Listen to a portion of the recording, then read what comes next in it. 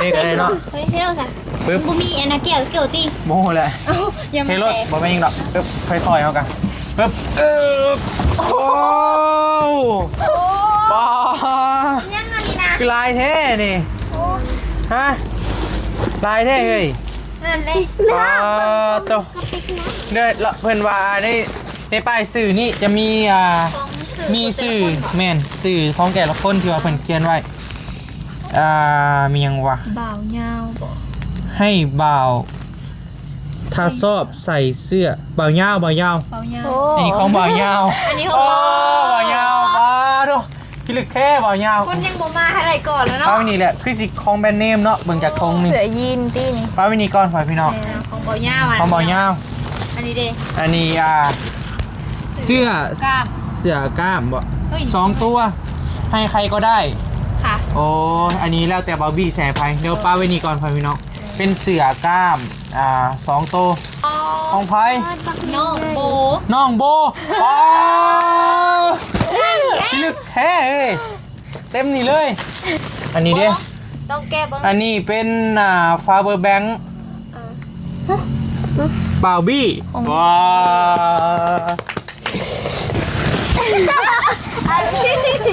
เป็นคอยพี่น้องมงไอบี้น้องบี้ว้าวไอบี้เดี๋ยวแกก่อนน้องบี้โอ้มาเนี่ยวะมาโถ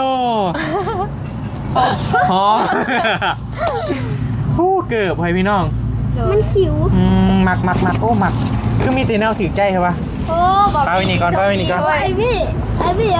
จะว่าสนใจมุ่งนี่ตอนนี้โอ้น้องน้ำคิงป้าจะเบิ่งเด้อลูกไข่เราถือใจลูกไข่เราก็เลยซื้อให้ลายสายตา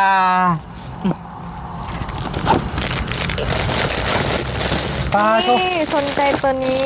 ไปเบิ่งด้วยหลึกแท้เว้ยเจี๊ยบนี่พวกงามนี่ไม่ดีเลยมันตอแพงเลยนี่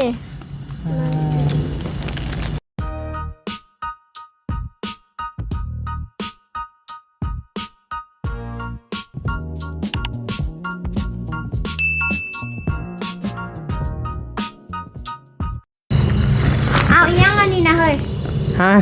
คนเขินเขาอยู่ที่เลเวลเนี่ยจำเป็นเลยเห็นอะไรซะหมุนหัวแล้ววะหมุนหัวแล้วโอ้ใบเตยสั่งว่าวเด้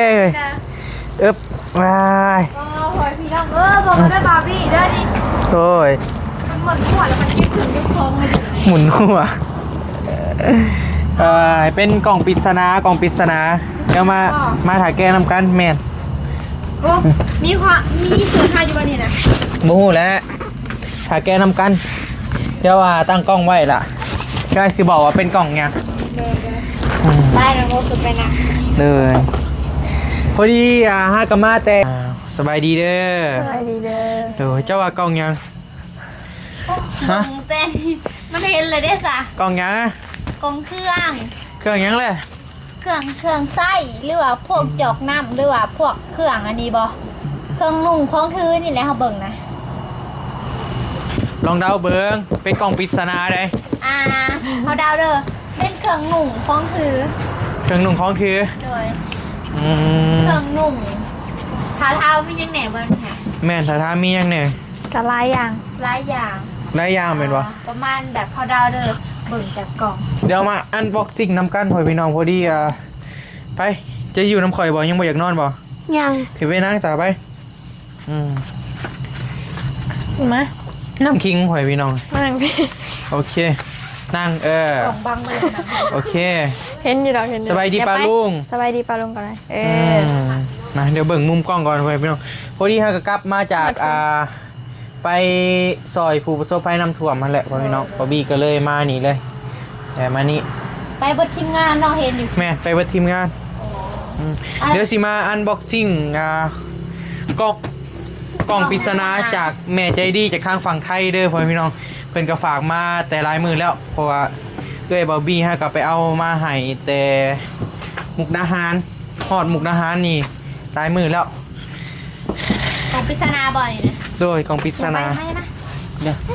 ได้แล้วไอ้หนังกลางก็ได้ไอ้หนังแก๊ปไม่คิง ยังมา นี่ก็ได้เอาสบายดีเด้อพ่อแม่พี่น้องเด้อสบายดีกันบรรยากาศยามแรงๆเนาะพอดีบอบบี้ก็ได้กล่องนี่มาต้นแล้วเฮ้ยฮอนมุกนะด้นแล้วแต่ถ้าก็ได้มาคืนนี่ก็เลยว่าสิเอามาเปิดอยู่นี่กับบูฮู้ว่ามีของไพ่เนี่ยเพราะว่า โดย บอบบี้ก็เลยเอามาเปิดอยู่ให้น้องโบเด้อพ่อพี่น้องเด้อ โดย เดี๋ยวมีของไพ่เนี่ยก็มารุ่นนำกันเป็นของแม่ใจดีจากทางฝั่งไทยผู้ดีเพิ่นฝากเครื่องฝากของมาให้บอบบี้ใส่ตลอดนั่นแหละพ่อพี่น้องผู้ที่ว่าเพิ่นซื้อไม้ในข้อนี้ให้บอบบี้ก็ซื้อค่าตั้งกล้องซื้ออุปกรณ์ต่างๆให้บอบบี้ก็ง่ายๆกันแล้วเพิ่นซัพพอร์ตมาตลอดนั่นแหละก็ถือว่ามาแกะนำกันเด้อกระกล้องกับขนาดใหญ่อู้นักเติบอยู่พ่อพี่น้องบ่ฮู้ว่ามันสิมีหยังแน่มา เปิดเลยบอก ที่เปิดได้เป็นคนเปิดก็ได้ปึ๊บเท่บ่เท่ก็ได้เนาะ เฮ้ยเท่ากัน ปึ๊บ บุมีอันนะเกี่ยวตี โมโหแหละ เอ้ายัง เท่ ไม่ รถ แตก บ่เป็นยังดอกปึ๊บค่อยๆเอากันปึ๊บโอ้ป้า ยังไงนะ คือลายเท่นี่ โอ้ ฮะลายเท่เฮ้ย นั่นเลย ป้าโตเด้อละเพิ่นว่าในป้ายสื่อนี่จะมีมีสื่อแม่นสื่อของแต่ละคนที่ว่าเพิ่นเขียนไว้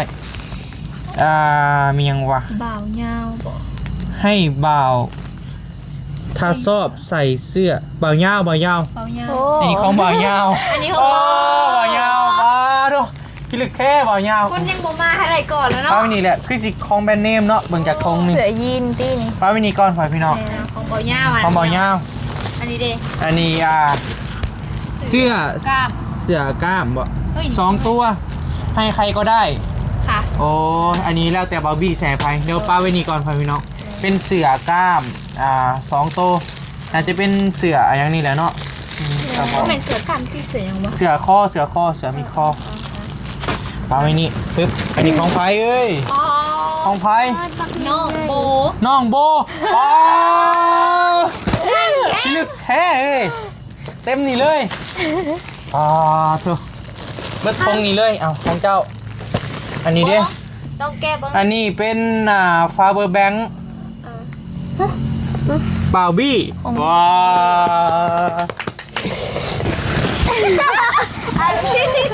เป็นของที่บากับบาร์บี้อยากได้มาแต่ด้นแล้วพ่อพี่น้อง อ๋อมงไอบี้ น้องบี้ว้าว ไอบี้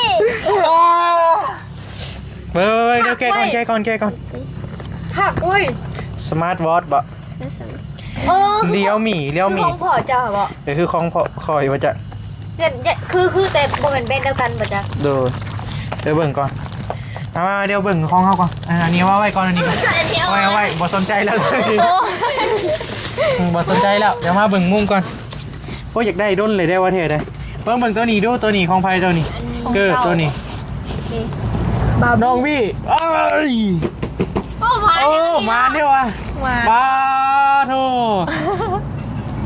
หอมผู้เกิดไพ่พี่น้อง มันคิว มักโอ้มักคือมีตีแนวถือใจใช่ปะ โอ้บอก ป้าไว้นี่ก่อน ไอบี้เอา แต่ว่าสนใจมุ่งนี่ตอนนี้ พอมุ่งนี่อยากได้มาแต่ด้นแล้วมุ่งนี่นะเห็นพอใส่เลยอยากได้พ่อพี่น้องอันนี้ก็เป็นฟาเบอร์แบงค์ไออยากได้ด้นแล้ว นัก เพราะว่ามันต้องใส่ได้เข้าไปนั่นไปนี่ เป็นเขาได้ใส่ โอ้ยใช่คือ ค่อยมองเพศเลย โอ้ว้าว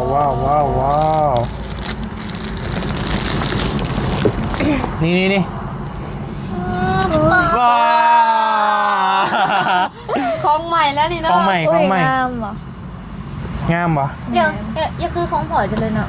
โตจังวะเบิ่งก็คล้ายๆกันนั่นแหละ น้องโบใส่ด้วยค่ะ ใส่แน่ ใส่อะไรเลยใส่บ่เป็นเลย สอดเข้าใช่ปะ จะกระปิ้น ไม่ค่อยใส่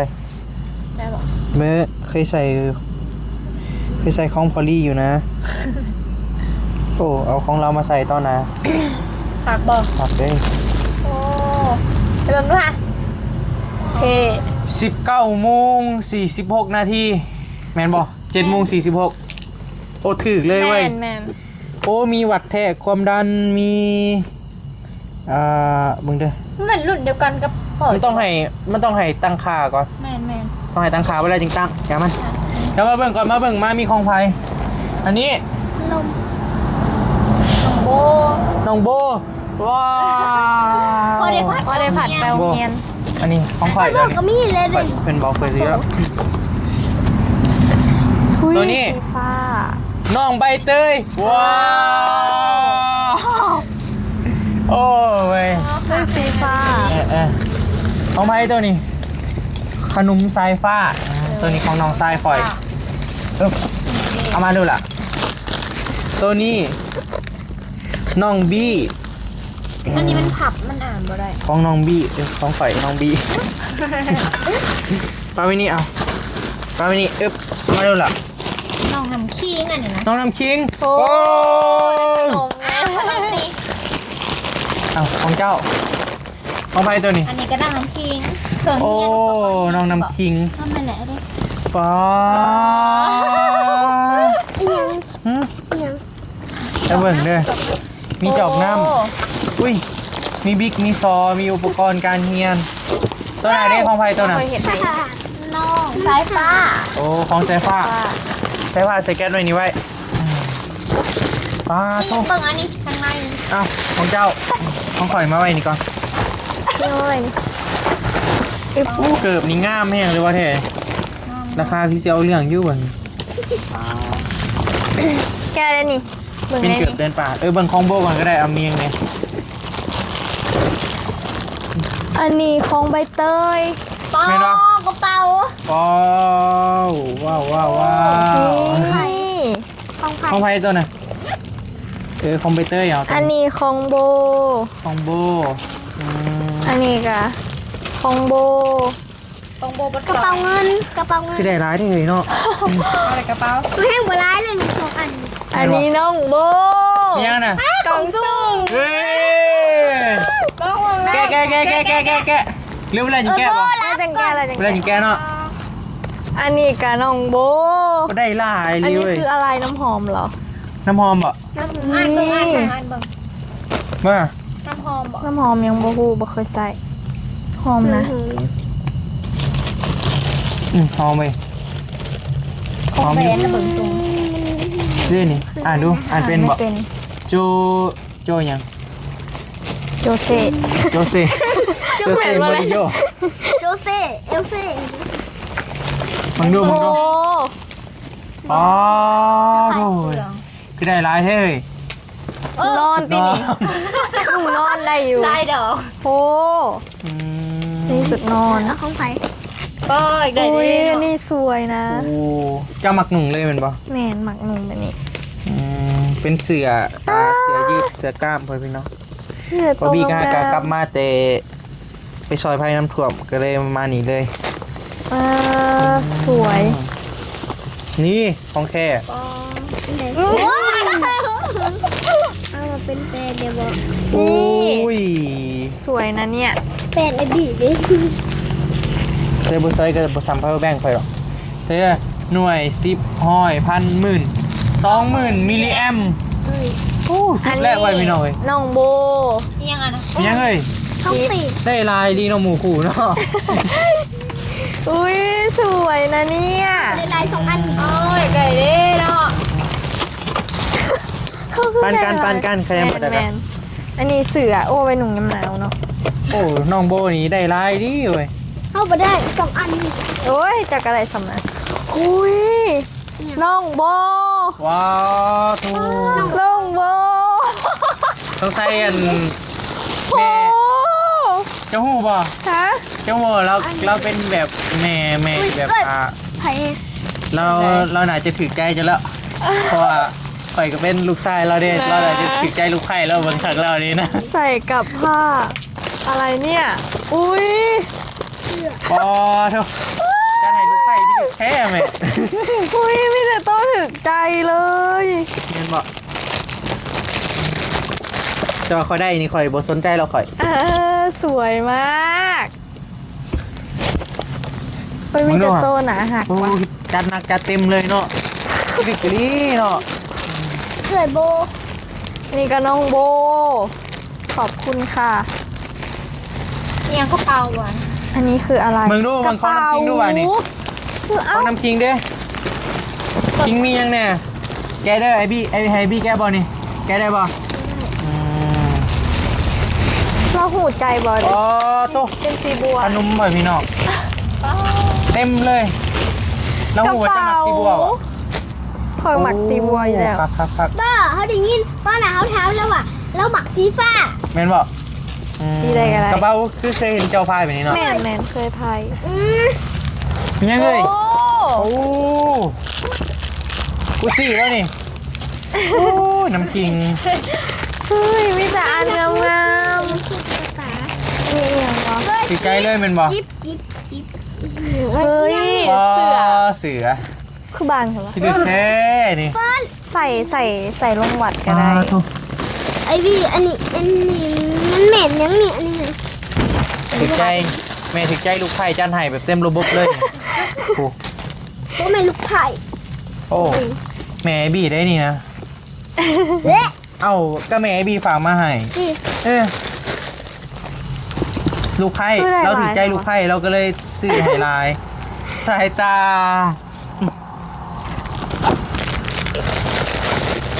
ปลาโต นี่สนใจตัวนี้ เดี๋ยวเบิ่งด้วยอ่ะลึกแท้เว้ยอ๋อ จิ๊บนี่พวกหมัก นี่งาม นี่ ไม่ดีเลย ตะแพง มัน อุ้ยตะแพงเลยนี่โอ้ยถือใจแหง ถึกใจเบิร์ดถูกโตเลยแมันบ่ แมน โอ้มีสิโตมงามเด้อแท้เลย อุ้ยเขา รา ไป คา ซื้ นี่ อนี่ บ่ แพ ยัง ง ให้ว่าวได้นี่ แม บ่ น มันเป็นแพร่แบบนี้นะ แมน โอ้อยู่แล้ว แพงอัน แพร่ดีเลยเว้ย อุ๊ เคยไปซื้อเสืออยู่ตาดผ่านน่ะแพร่บางๆหา600 บาท แต่บ่เป็นแพร่แบบนี้ แต่เป็นสไตล์แบบนี้แหละอันนี้บ่เป็นโตแล้วเป็นโตหลายร้อยหรือเป็นพันผู้จักบางคนก็แท้ได้เสืออันนี้แพงเลย ไอพี่อันนี้มัน ป้าโตโบนี่เบิดหลายพันบาทอยู่เบิด เป็นแค่ก่อนอันนี้ อันนี้มันคือเข็มขัดเด้อ โอ้ยมีแต่เครื่องอ่ะ อืมเข็มขัด ปั้นน้องหนุ่มน้ำเด้อ แมน อืม ปันน้องปัน น้ำ แม่อิหยังนี่แหละ เบิ่งดู เฮ้ย เจ้าก็ได้ผัดลมเนาะเจ้าเนาะน้องใบเตย พอผัดไปโรงเรียน อ้าวตัวนี้สวย ตัวไหน เซ่เปิดได้เลย นี่งาม สีไหนนะ ใส่เลยแห้งเอาแน่น พอได้ผัดไปโรงเรียน เว้ยยา เป็นเสือแบบเจ้ามักเลยแม่นบ่ แม่นกับ พอเห็นโบหนุ่มกับเสือประมาณนี้แหละพ่อพี่น้อง ลายแหง อ๋อต้องแต่ว่าข่อยถือใจตัวนี้ข่อยนี่ แม่ ขออนุญาตใส่เด้อพ่อพี่น้องเด้อโอ้ยไปเดินป่านี่คักแน่นี่ เสิร์ฟ เกือบเดินป่าบ่ เกือบเดินป่าใส่ไปเวียกไปงานก็ได้ เท่เลย อู้พอดีเลยเว้ยพอดีเลยแบบเหมาะเจาะเลย อุ้ยบิ๊กเลิศ มีบิ๊ก บ่ต้องซื้อ โปรสงสัยแม่ถือใจลูกไผ่ขักแล้วเบิ่งนี่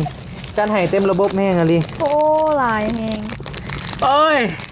สายตาอู้พอดีเลยเว้ยเดี๋ยวสิลองย่างมึงก่อนโทษ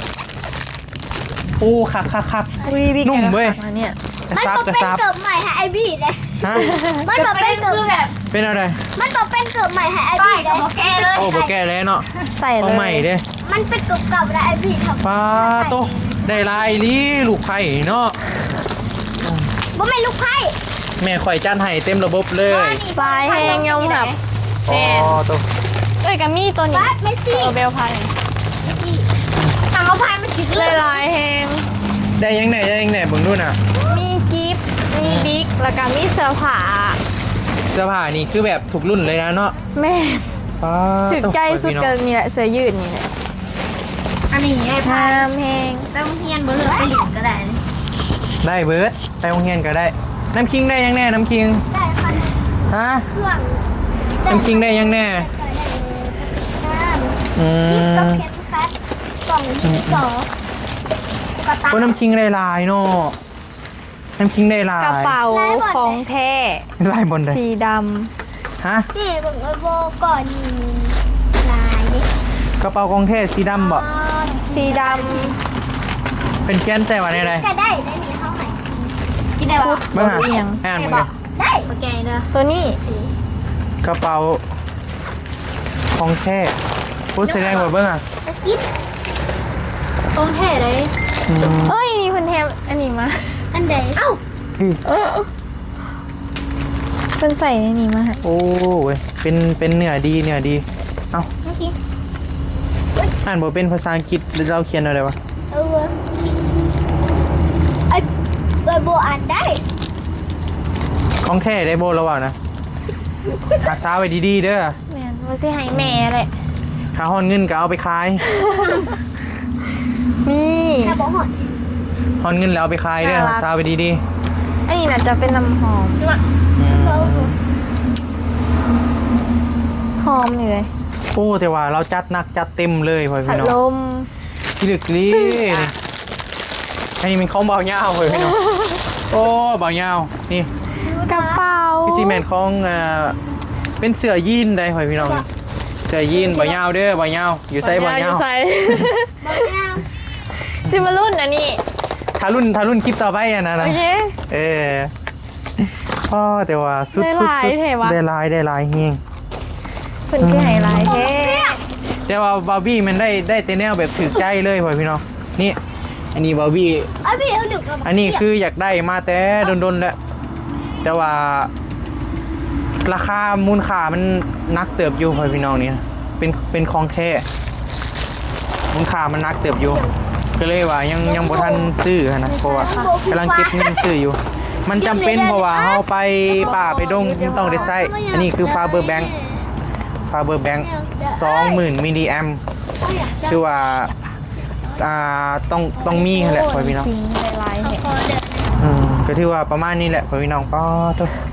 จัดหนักจัดเต็มเลย คือซีแมนถือใจลูกไผ่แห้งแล้วเบิ่งคักแล้วแม่นี่โอ้ หลายแฮง รู้สึกแนวใดเคยมีคนฝากเครื่องฝากของมาให้ไปนี่บ่ บ่ เคยเหรอ แม่น ครั้งแรกเลย แม่น ความรู้สึกเป็นแนวใด ก็ดีใจแหละดีใจ ดีใจ เติมหนึ่งแล้วแหละ อืม บางอันก็เป็นของที่เฮามักแน่หั้นนะ ค่อยว่าเจ้ามักเบิดนะ แม่นบ่เป็นเสื้อที่แบบมัก คือแม่นี่เพิ่นจะเบิ่งการแต่งโตวเลยก็เบิ่งว่าเฮามักหยังเพิ่นจะเบิ่งออกหั้นนะเพิ่นจะฮู้นะแบบเราเป็นคนแบบสิว่าได้เบิ่งคนออกนะ โดย คือนี่คือเกิบนี่แหละโคตรไอ้คนมักเลยได้เกิบนี่ แม่ แล้วเราก็ฮู้นะแบบเราเบิ่งคนออกเราก็ฮู้แบบสไตล์ไอ้นะไอ้ก็มักเบนนี่อยู่แล้ว โดย แต่ก่อนนั้นก็เคยใส่อยู่แบบนี้ คิดอยากได้อยู่เลยเกิดแบบนี้ค่ะ แบบนี้ แต่ ฮะ ราคามันก็แพงสูงอยู่ ก็ถือว่าโอ้โศกใหญ่เลยพ่อพี่น้องสุดละบาร์บี้วะมูลค่าน้ำเจ้านี่ไอ้ว่า1,000 บาทแน่นอน แม่ น้ำไม้นี่ก็ยิ่งนักไอ้วะบาร์บี้ได้นี่แล้วก็ได้นี่มุ้งนี่ก็คือสินักอยู่แล้วก็เกิบแล้วก็ค่าตั้งกล้องได้ โดย ค่าตั้งกล้องนี่ก็ตีไปแล้วเกือบ1,000 บาทถูกแล้ว600 บาทป้าโทย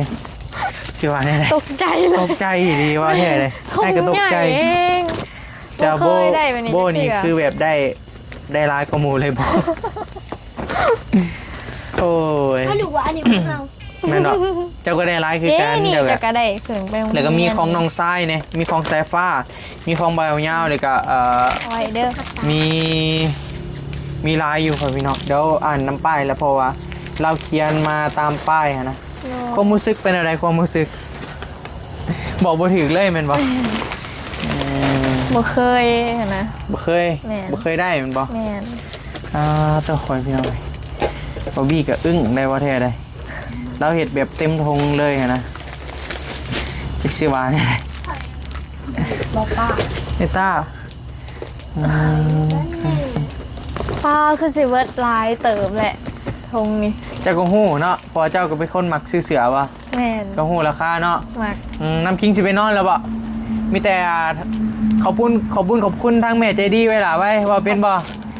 แล้วเดี๋ยวให้เพิ่นไปนอนก่อนพอพี่น้องพอดึกแล้วให้โบว่าไว้ให้โบพาว่าไว้ โอเค มา เราตามเมื่อเด้อ เด้อจังไดลูกกาขอขอบคุณเด้อที่ฝากเครื่องมาให้ก็ขอให้ ให้น้ำคิงขอบคุณก่อนแล้วจึงให้เพิ่นไปนอน เป็นบ่ ป้าก็บอกจะได้อันนี้เขาบอก หรือว่าตามไปโบเด้อล่ะเด้อแม่ใจดีจากทางฝั่งไทยเด้อ ขอให้ โอเค แม่อยู่ดีมีแฮงเด้อความเจ็บอย่าได้ ความไข่อย่ามี ขอให้แม่สุขภาพแข็งแรงเด้อ ขอให้หาเงินหาคำได้หลายๆเด้อสาธุ โอเคมาน้ำคิงไปนอนบ๊ายบายสบายดีป้าลุงไว้ล่ะไว้ ก่อนไว้ มันดึกแล้วพ่อพี่น้องเดี๋ยวให้น้องหลานไปนอนก่อน ใส่ถุงนี้ไว้ โอเคพ่อพี่น้องให้น้ำคิงไปนอนก่อนเพราะว่ามันดึกแล้วเดี๋ยวยันน้องหลานเพิ่นบ่สบายหั่นนะ เด้อจังไดลูกกาขอขอบคุณเด้อที่ฝากเครื่องมาให้ก็ขอให้อยู่ดีมีแฮงความเจ็บอย่าได้ความไข่อย่ามีปรารถนาสิ่งใดก็ขอให้ได้สิ่งนั้นเด้อขอให้หาเงินค่าคำได้หลายๆเจริญหุ่งเฮืองก้าวหน้าเด้อสาธุ สาธุพ่อพี่น้อง เป็นอะไรความรู้สึกเคยมีคนฝากเครื่องฝากของมาให้อยู่บ่ ทำนี่กับมีแต่เอื้อย มีแต่เอื้อยเนาะ หลายหั่นนะ โดย เป็นเครื่องหนึ่งของคือเอื้อยฝากมาหาใจ อันนี้แม่นทางแม่ใจดีเด้อล่ะเด้อมีแต่ทางน้องขอบคุณเพิ่นเด้อโอเคมา ก็ขอบคุณเด้อทางแม่ใจดีทางสังไทยกับกองใจดีดีให้มันเป็นของไข่ยามีเกี่ยวกับการแต่กับความใจจะได้เห็นหัวใจต่อตลอดที่ตลอดไปเด้อความใจและความไข่ยามีเด้อ สาธุว้ายพ่อพี่น้องแต่ว่านี้แหละบิ๊กเลยบิ๊กแห้งรีพวกนี้นะ ใหญ่แฮง เดี๋ยวว่าบอบบี้เสียมาเบิ่งเด้อว่าของบอบบี้มียังเนี่ยจะตั้งกล้องไว้ก่อน มา โอ้เขาเห็นแล้วในแคนนี่คือสิ โอ้ขับได้นี่สุดใจได้ในแคนนี่เด้อ นี่พอแล้วเนาะ ใช่เบิ่งให้แน่เห็นเบิดเดียวอะ เอาเห็นบุษามอ่ะ บ่เห็นแต่นี่ก็ได้เห็นแต่ข่อยกับนี่เด้อมาเบิ่งของข่อยบัดนี้มียังเนี่ย โอ้ พี่ดอก นี่อันนี้คือสุดโปรดเลยพ่อพี่น้องอันนี้คืออยากได้แม่นได้ดนแล้วมาเบิ่งแม่เลยซื้อข่อยเลยเนาะน้องบี้เนาะมียาดม มีได้มีซอมบี้ได้ คอยจักของคอย อันนี้คือหนึ่ง ยาดมเห็นเราบอกอยู่ อันนี้เป็นยังวะเป็นแก้วน้ำแม่นบอกโอ้ยเป็นแก้วสแตนเลสด้วยคือมีบิ๊กอีกเนาะ ให้น้ำคิงเลยบิ๊กขาดด้วยเหมือนเดิมเราเขียนใส่แนวใดเนี่ยแก้วเงินของน้องบี้แก้วสีชมพูให้ใครก็ได้โอเคแล้วที่ว่าประมาณนี้อันนี้แมนของบาร์บี้เด้อพ่อพี่น้องบาร์บี้ได้นี่หนึ่งมาได้มุงนี่แล้วก็ได้เกือบแล้วก็ได้นี่ฮาร์เบอร์แบงค์โอ้นี่แหละอันนี้คือสิ่งที่ว่าบาร์บี้อยากได้แล้วก็สิ่งที่ว่ามันจำเป็นในการใช้เวียกใช้งานนี่แหละพ่อพี่น้องนี่อันนี้คือเวลาเขาเข้าป่าเข้าดงก็มันต้องได้ใส่ตัวนี้ประมาณนี้แหละ ในการนี้อันนี้คือหาซื้ออยู่ไซกับโบมี่ขอพี่น้องเพิ่นก็เลยสั่งมาไว้ให้บอบบี้แหละเพราะว่าตัวที่ว่าบอบบี้ไส้นี่ก็แม่เพิ่นซื้อให้เลยก็อันนี้ก็เพิ่นซื้อมาให้ไว้เพราะว่ายามันเพเพิ่นว่าก็เลยว่าสต็อกไว้ให้ว่าซั่นโอ้นี่อันนี้คือแบบตามหาซื้อยากได้ซื้อยากมันแม่นบ่มีเลยมันใส่สะดวกสบายพอพี่น้องเฮาถือแบบมันก็ถ่ายได้หลายมุมคือบอบบี้เคยถ่ายแหละเพราะว่ามันเห็นเอาได้ก็ได้นะจับแบบนี้ก็ได้เดี๋ยวก็มันถือพกพาสะดวกสบายแต่ว่าอยู่ลาวนี่บ่มีขายโอ้แบบแจ็คสิบอกแนวใด ดีใจหลายดีใจแบบสุดๆเลยสุดแบบมูลค่าเฉพาะของบาร์บี้นี่ก็นักเติบอยู่ได้ อันนี้หานิวซื้อหา1,000 กว่าบาทเกือบ 2,000ผู้ใดน้อยๆนี่นะแต่มุ้งนี่บ่ฮู้ว่าเท่าใดมันต้องได้สแกนแล้วก็ตั้งในแอปก่อนพี่น้องมันต้องเสื่อมแอปต้องเสื่อมกับโทรศัพท์นี่นะมันต้องสแกนก่อนแต่ก็เบิ่งนี่ก็คือสินักอยู่เบิ่งราคานี่ก็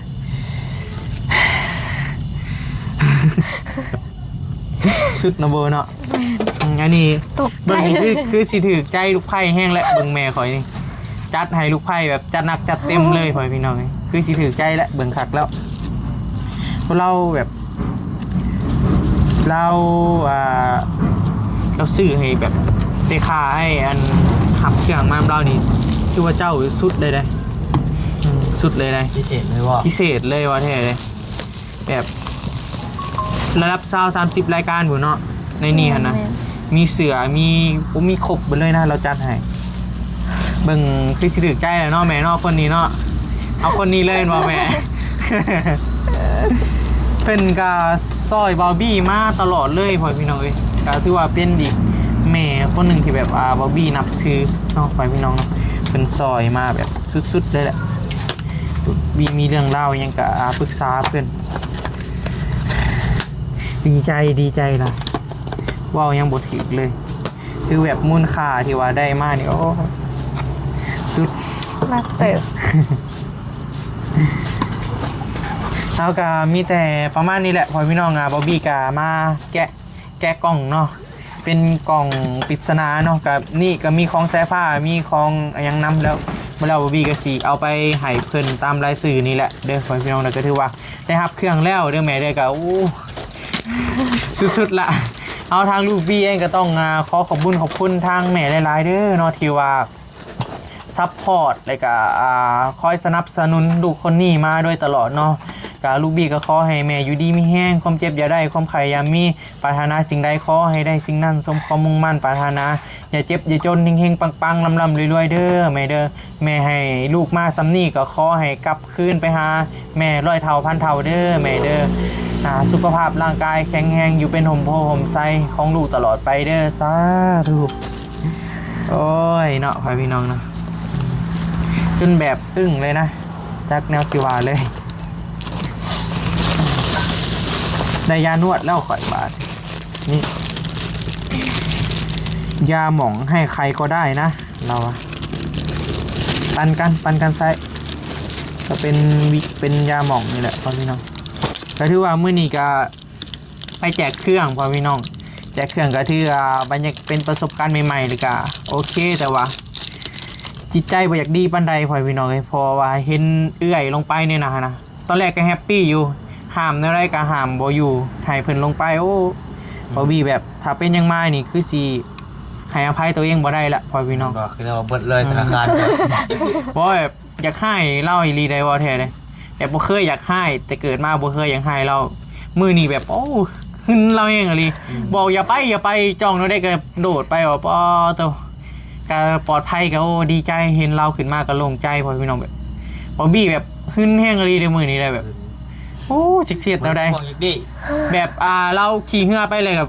ป้อใจแบบใจตกไปอยู่ตีนเลยพ่อพี่น้องว่าขอโทษนำแบบว่าง่ายกับเป็นยังเขาคือบ่ดึงเราไว้เป็นยังเขาคือให้เราลงไปนะถ้าว่ามันแบบมียังมานะแบบก็เป็นแบบเป็นแม่บอบบี้เลยแหละบอบบี้แบบแพงที่สุดเลยพ่อพี่น้องเพราะว่ามียังแบบก็คือปลาลุงหูอะไรเนาะจิตใจบอกแบบมันบูมวนในใจเลยนะจากที่ว่าเขาไปซอยเลยก็เขาจะมีความสุขนะพอเหตุการณ์นี้เกิดขึ้นมาบอบบี้ใจบอบบี้แบบมันบูมวนเลยนะมันบูรู้สึกดีเลยพี่น้องก็ที่ว่าอยากให้เพื่อนขี่รถมานำกันบ่ว้าวน้ำเล่าเลยได้นี่ก็แบบอยากจะเป็นยังคอยห้ามเจ้าคือบ่ฟังคอยนะมันจะฟิลแบบประมาณนั้นนะเพราะว่ามันน้ำขนาดโตบาร์บี้เองก็ยังบ่กล้าไปแล้วเลยเล่าแบบก็อยากประสบการณ์ใหม่ยังเพิ่นก็ว่าแหละบ่เป็นยังดอกด้วยความที่ว่าเขาเป็นห่วงเลยก็แบบสุดๆเลยพ่อพี่น้องก็ถือว่าตอนนี้ก็ปลอดภัยแล้วเพิ่นก็คือสิฮู้เพิ่นก็เทื่อหน้าก็คือสิบ่กล้าเฮ็ดแล้วเพราะว่าบาร์บี้ขี่รถมานำกันกับบ่ว้าวนำกันเลยพ่อพี่น้องเพิ่นก็พยายามเว้าแต่ว่าบาร์บี้ก็ยังแบบใจเฮามันอยากให้นะ บ่บี้บ่เคยอยากให้เพิ่นเป็นครั้งแรกที่ว่าหึนแฮงพ่อพี่น้องแบบห้ามเลยเล่าบ่ฟังนะแบบคือดื้อแท้ยังขนาดข่อยยังบ่กล้าลงข่อยเป็นผู้ชายได้ข่อยยังบ่กล้าไปนะพอมันเป็นเหือเลยก็มันบ่มีระบบเซฟตี้หยังเลยบ่มีเสื้อชูชีพบ่มีหยังเลยถ้าว่าเกิดหยังขึ้นมาก็คือจบพ่อพี่น้องน้ำแบบกระแสน้ำแบบมันโคตรแห้งเลยนะโอ้แบบใจหายมื้อนี้ก็ถือว่าปลอดภัยก็โล่งใจแล้วพ่อพี่น้องก็ถือว่าประมาณนี้แหละจังได้ก็ขอบพระคุณเลยนะอีกบ้านหนึ่งเด้อแม่เด้อก็ถือว่าสุดละเอาโอเคพ่อพี่น้องสำหรับที่นี่ก็ล่ำลาเลยเด้อเนาะจังได้ก็ขอบคุณหลายๆเนาะปาลุงที่ว่าติดตามและก็ให้กำลังใจบ่าวบี้โดยตลอดมาเนาะจังได้ก็แล้วพบพอกันที่คลิปใหม่ป่ะสำหรับคลิปนี้สบายดีเด้อบ๊ายบาย